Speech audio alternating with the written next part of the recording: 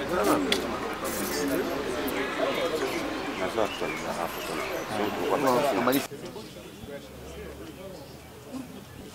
falloir se serrer un peu.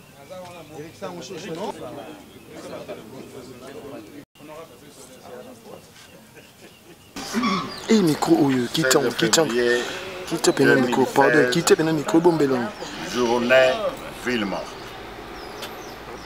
Congolaises et Congolais, il y a 24 ans, le 16 février 1992, plus de 2 millions de femmes et d'hommes ont pris le courage de se lever avec détermination pour réclamer la réouverture de la conférence nationale souveraine.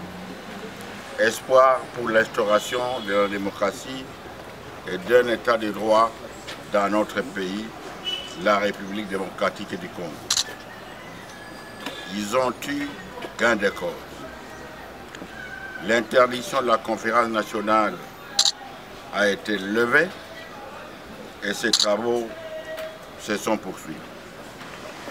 Il y a 10 ans, le 18 février 2006, la constitution actuelle qui consacre une démocratie pluraliste était promise.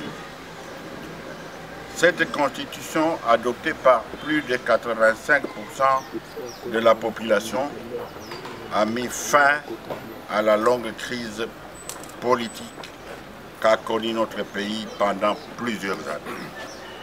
Aujourd'hui, la démocratie est de nouveau menacée et le processus électoral est délibérément retardé par des velléités dictatoriales et des tentatives malveillantes de violer notre Constitution.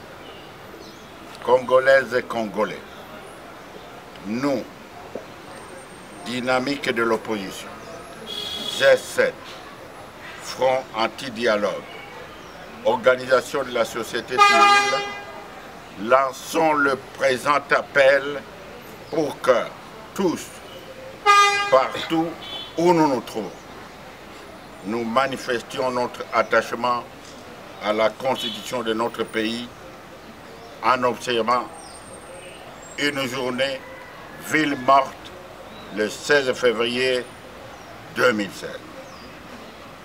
Une journée ville morte pour 1.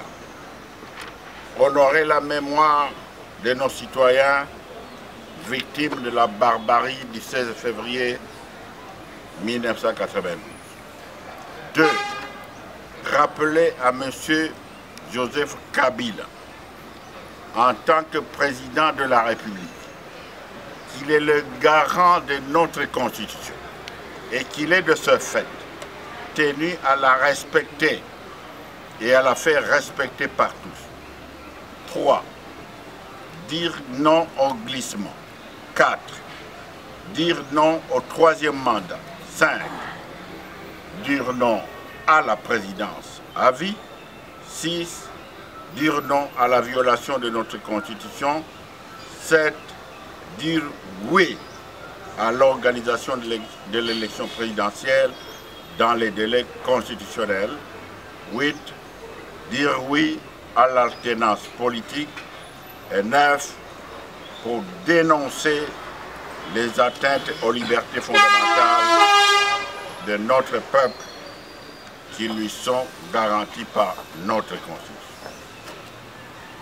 Pour cette journée, chacun de nous est appelé à se mobiliser pour lancer un sérieux avertissement à M. Joseph Kabila et à tous ceux qui sont tentés par la violation de notre Constitution pour rester au pouvoir à vie.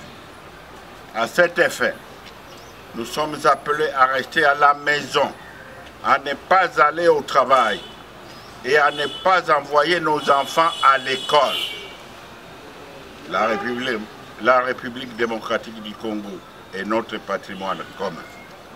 Nous avons le devoir sacré de lutter sans peur pour que la démocratie, la paix, la sécurité et le développement s'y installent durablement. Yébéla.